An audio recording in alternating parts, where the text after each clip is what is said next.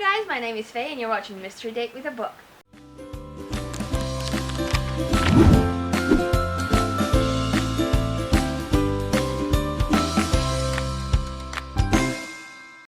Today we're going to do a tag, okay? Because as you know, I have a lot more time now, as most of you will have as well.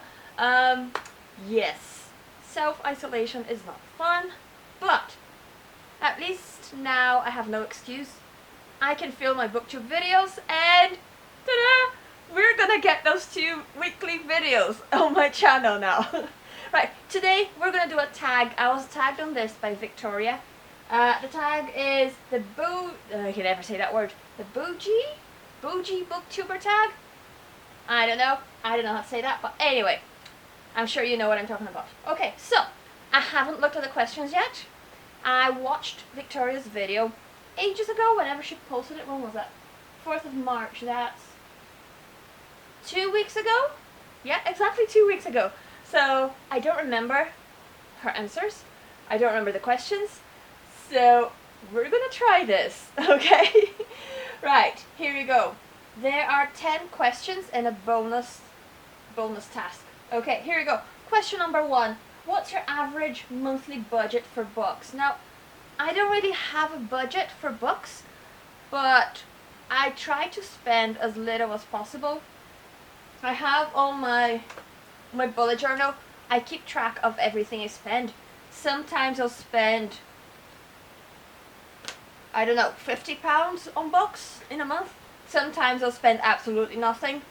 Because I have Audible as well, so I can just listen to audiobooks. I can get books from my library app, or from my actual library. Although now they're closed, so I don't know what's going to happen there. But anyway, so I don't really have a monthly budget, no. I just try to spend as little as I can because, you know, you never know when you're going to end up in a pandemic and be stuck at home for 3 months without work. So, yeah, savings. Okay, number 2. What's the most you've ever spent in a bookstore or a bookshop? I don't know. Honestly, I don't know. The last time I went to a bookshop, I went to Waterstones in Belfast, and I spent around £35. That was quite a lot for me, because I don't usually buy books at Waterstones. They're quite expensive. I usually buy my books on Amazon, so yeah, I think that was one of the most expensive purchases I've made.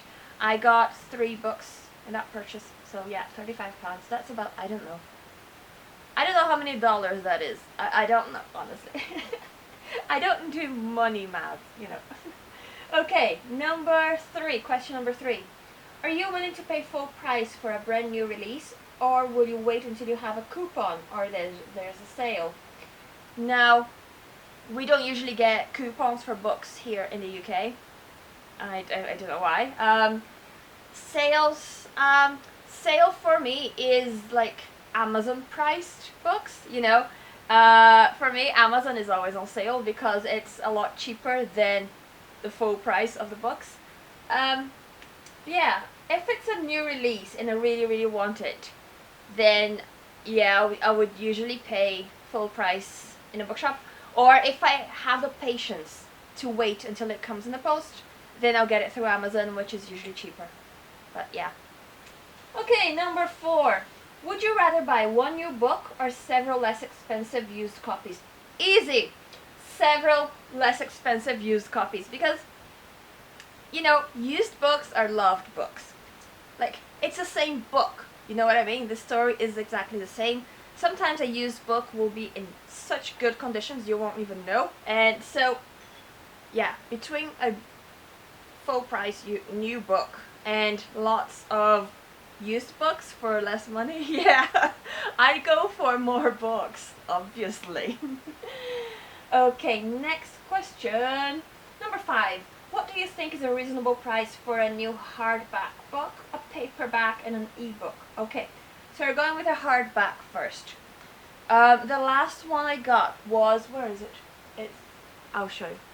In that last visit to Waterstones, I ended up buying Chain of Gold by Sarah by Cassandra Clare. Okay, so I got Chain of Gold. It's a hardback, and I paid full price for it. It's $14.99. And when I got home, I looked it up on Amazon. I don't know why I didn't look it up right there and then on my phone, but I looked it up on Amazon when I got home, and the same book was $9.99 on Amazon. So, great. I spent an extra £5, but that's okay, you know. I got my book. I started reading it straight away in the bookshop, so I'm happy with it. Yeah, so, but $14.99 is quite a lot for a new book. At least for the UK, that's not the average. The average would be, I think, $12.99 for a hardback. In my experience, you know, that's what I've noticed. $12.99 would be the average for hardback, so I'd be okay with that. A paperback would usually be around $7.99, $8.99. So, yeah, that's just, it's a reasonable price for what you're getting, you know, for all the hard work that the author has put into it. I think it's fair. And an ebook, I tend to expect ebooks to be cheaper than physical books, just because, you know, they're not wasting any paper, they're not using up any ink. So, you know, it's just a matter of copy and paste. I don't know. That's just how I envision it. So I don't expect it to be as expensive. So I think a good price for an ebook would be around, I don't know, $2.99? Maybe $3.99? I honestly don't know because I don't usually buy ebooks. But yeah. I usually download my ebooks from my library app and they're all free, so yeah. Maybe that's why I don't expect them to be expensive, because I never pay for them. Okay, question number 6. Is a signed book worth more to you? How about a first edition? A signed book, it depends on the situation. If I just go to a bookshop and buy a book that has been signed, I wouldn't pay more for that, because the whole point of having a signed book is that connection you have with the author when you went and you met them, and you know, you have, you know, that memory of meeting them. That's a reminder of that time. But if you just buy a book that has already been signed, you have no memory attached to it. You've never met the author. So no, I wouldn't pay more for that. Just a scribble on the page. No, I wouldn't. But if it's a situation like you have a history with that special book or with that author, or you know, just like, I'm gonna show you actually, it's very special to me. Let me show you. See, this is a perfect example. Shadow and Bone by Leigh Bardugo, or Queen Bardugo.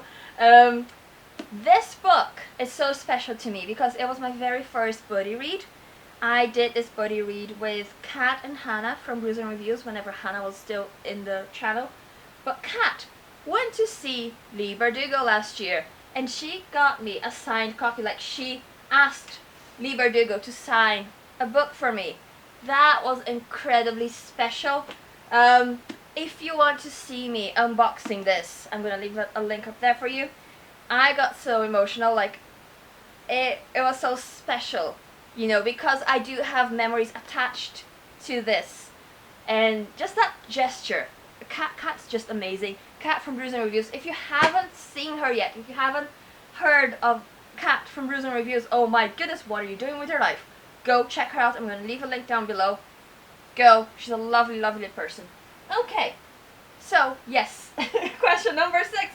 I wouldn't pay more for a signed book, but if it has a memory attached to it, I will appreciate it a lot more. But I wouldn't just pay extra for a signed book. What's the other part? How about a first edition? I don't know. Would I pay more for a first edition of the book? I don't think so. Unless it's really special to me, like the Harry Potter series. Like, I have the first editions, and that's kind of special to me, but no, I don't think so. I don't think I'd pay more for a first edition, no. Okay, number 7. What's your most valuable book? Sentimental or actual value? Sentimental-wise, I think this one. I don't think anyone has ever given me such a special book before, so Shadow and Bone by Leigh Bardugo from Kat. Now, value-wise, I think my Chronicles of Narnia. It's a big, big book. It's way down there in my bookshelf. I'm not gonna get it. There's lots of stuff in the way. But it's a massive book with all the Narnia stories into one big binder. It's brilliant. It's a classic. I got that for really cheap in a charity shop, actually.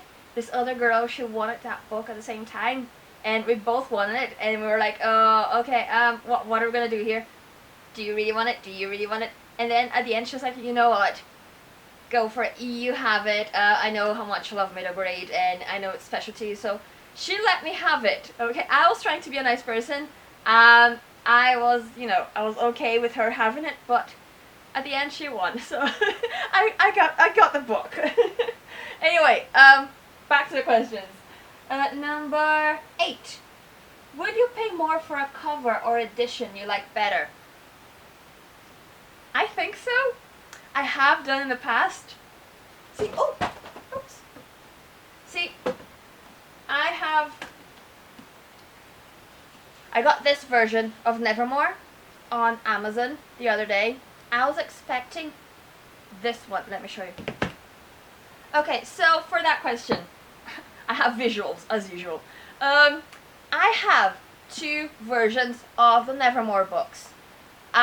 This one, the hardback, was 3 times more expensive than the paperback. I first got the paperback thinking it was a really good bargain, thinking it was a hardback book on Amazon, but when it got here, when it arrived, it was just like a used book from a library that they closed down, and I wasn't happy with it.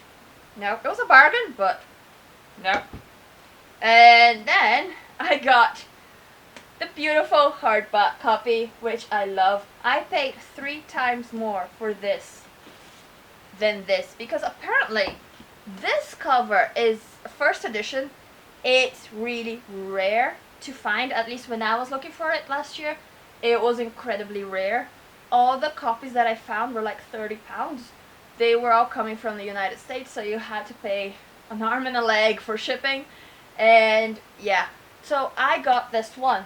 Afterwards, I found this for £17, which was a bargain compared to the others.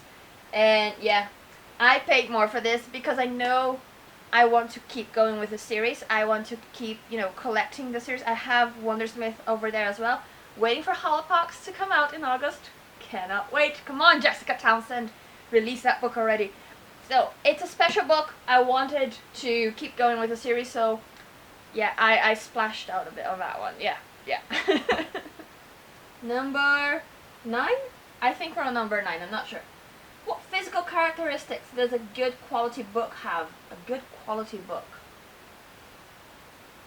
Physical characteristics in a good book. I think hardbacks are better quality because they will last longer. I've had a few paperbacks that the pages started coming off and the spine would usually break, so quality wise I think hardbacks are better. Is that what the question's asking? I think that's what it's asking. Okay, so we're gonna go with it. Okay, question number 10. If you won the lottery, what bookish things would you do with the money? Now, okay, I remember Victoria's answer for that, and I absolutely agree.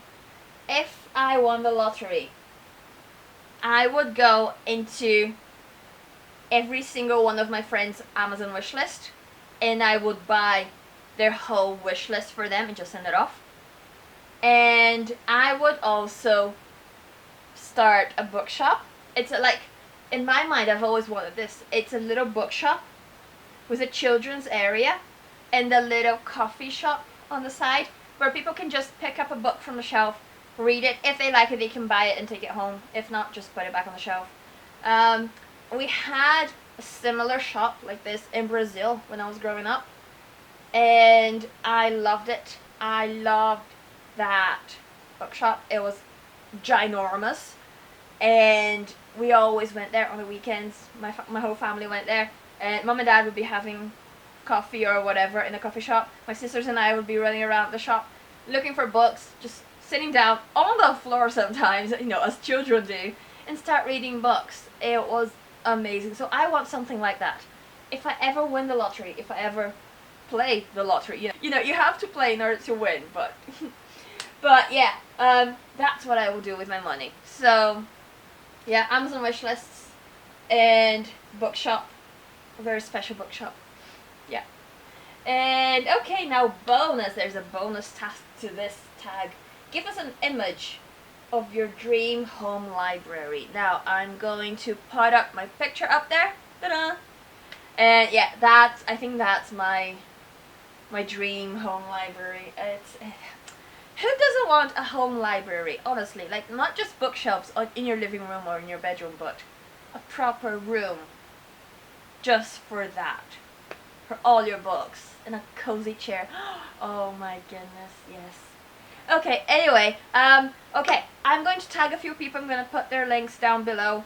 If you haven't been tagged, but you'd still like to do this tag, please go ahead and do it, okay? Consider yourself tagged. We're not very, strict with tagging here. So, if you feel like doing this tag, please consider yourself tagged. And I think that's it. If you like this video, you know what to do. Give it a thumbs up, click the bell, subscribe, leave a comment, and I'll see you guys next time. Goodbye.